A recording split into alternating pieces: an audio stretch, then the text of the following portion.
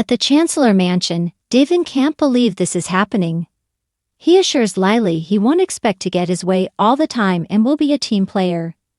Lily thanks him. She says she's been thinking a lot about what she really wants. Billy and Victor talk about family legacy, and she realized she should be building up theirs. Abby appears and they fill her in. She's thrilled. Devo wants to celebrate. Let's go. At Nate's place, he and Audra share a little toast and kiss. He tells her he could spend forever with her like this on the couch. She teases about sliding off. His phone rings and she urges him to take it. He reluctantly picks it up. It's the PI who's looking for Damien. He answers and asks if they found his brother. He listens and says, "Thanks for the update." He tells Audra that a lead has led the investigator to Los Angeles. Just then, he gets a text from Devin, who asks him to join them to celebrate good news about Lily. Nate asks Audra how she feels about spending some time with his family. Audra complains and he reminds her that she said she was committed to winning them over. He coaxes, "Do it for me." Audra thinks that's something a boyfriend would say. Are we turning into a couple? Nate knows she hates labels, but she likes spending her time with him, and they did a major holiday together. They kiss and she agrees to go. In the park, in the dark, Sally and Billy pause their jogging session to discuss heart rates and how cold it is out there. Billy says he needed this after the day he's had. They sit and he warms her up. They kiss and suddenly she doesn't feel as cold. He teases that next time she might have to wear another layer. She jokes about him telling her what to wear. They keep bantering as Billy says they might have to find another way to keep warm. Phyllis enters Crimson Lights and turns around when she sees Lauren and Michael. Lauren calls her name and she says hello to her. Lauren urges her to sit down and talk it out with Michael, who jokes about the chill in the air. Phyllis says there are other homicidal maniacs to defend besides the one who killed her son's love and framed him. Michael says they all want justice to be done. Phyllis says the only way that will happen is if Sharon spends her life in prison. She'll make sure that happens. Michael chases her onto the patio and says he wants whoever ran her off the road to pay. So let's find out who did it. Phyllis learns that Lauren told him the car she saw in her flashback wasn't Sharon's. Phyllis accuses her of betraying her too. Michael tells Phyllis they all just want the truth. Phyllis knows the truth and won't be cross-examined by Sharon's lawyer. Michael's looking out for her as a friend. She could be charged with obstruction of justice. Phyllis argues that he's acting like her enemy. Michael says demonizing him won't help anything. He reminds her she cruelly put them through a memorial service for her. She thought they were past that. Michael says they are because they forgave her. Standing up for her didn't win him any friends, and now he's doing it for Sharon. He urges her not to make things harder than they already are and to tell him the truth. At Society, Abby tells Lily a story from the honeymoon about Devin trying to touch a sea turtle and accidentally petting a tiger shark. Devin gets a text from Nate saying he's coming and bringing Audra. They all groan. Lily says she's abrasive and off-putting. Devin offers to say no. Lily wants Nate to know he has her support. Devin guesses they'll need a bigger table. Nate and Audra arrive and they all sit. Audra asks about Devin and Abby's honeymoon. Lily jokes that Abby nearly came back a widow, and adds that it's an inside joke. Abby asks about Audra's job search. She says she's weighing her options. Nate asks what the good news is about Lily. Devin says she's joining them at Winters. Nate is tickled. Abby asks what made her decide to return. Lily admits it was hard to let go of Chancellor and getting used by the Newmans, but she realized that she could accomplish everything she wanted to do at Winters. She was focused on the wrong legacy. I want my dad's legacy to live on. Devin says Neil would be proud and happy that the three of them are doing it together. Lily knows she can trust them, and that means the world to her. Devin grins. Welcome back. Abby thinks Nate is getting emotional, and Audra says he's a big softie.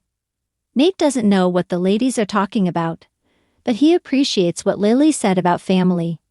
He shares the news that he's searching for his half-brother. Lily's excited. Nate admits it's had him thinking about his dad, checking in with his mother, and grateful to be working alongside his cousins again. They all share a toast. Audra suddenly tears up. Nate asks, "Now who's the big softie?" Audra claims she has something in her eye, but then admits she got a little emotional. Feelings aren't really her thing, but all their talk about family just got to her. Abby asks if she's close to her family. Audra says no. She hasn't had much of a family since she was a kid. She thought she was oak with that, she is oak with that. She wipes her eyes. You guys are all just so lucky that you have each other. Audra, wanting the opinion of herself, proposes another toast.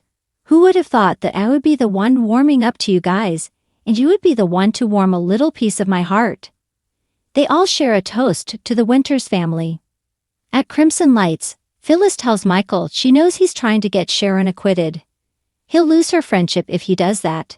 It's done. Lauren protests and Michael tells his wife she doesn't have to defend him for doing what's right. Michael and Lauren storm out and Billy walks up to Phyllis to ask if she's okay. Phyllis says she just realized that two people she thought were her friends clearly are not. He asks, "What's going on?" Phyllis says she has new ideas about bringing Victor down. She'll buy him a drink. Billy says Sally already got him one, so he will meet up with her in the morning. She says it can't wait. Billy knows she's upset and wants to use him and the plan to go after Victor as a distraction. Phyllis thinks he'd rather have a scotch with her than a hot cocoa with Sally. Billy won't let Phyllis run down Sally. Phyllis doesn't think she can give him what he needs, which is to take Victor down. They have nothing in common except that Adam and Chelsea trampled on their hearts. Billy won't give her the fight she's looking for. He assumes this has to do with Sharon. She complains about Michael defending Sharon. Billy tells her she has to let it go. He says goodnight and rejoins Sally. Phyllis follows him inside and he tells her goodnight again. She walks out. Sally shoots Billy a look. Everything okay? Billy says Phyllis is looking for a friend right now. Sally asks if he needs to go be with her. Sally asks if he needs to go be with Phyllis. Is he worried she'll do something she regrets? Billy says she's always judged the same way he is and seemed desperate. Sally tells him they'll meet up later. Go be a good guy. I'll wait up for you. At Nate's place, Audra tells her boyfriend a funny story Devin told her about him. Nate can't believe he took her into his confidence. Audra thinks he was just trying to embarrass him. It's kinda cute. They banter and he realizes she had a good time tonight. You took a giant step toward winning over my family.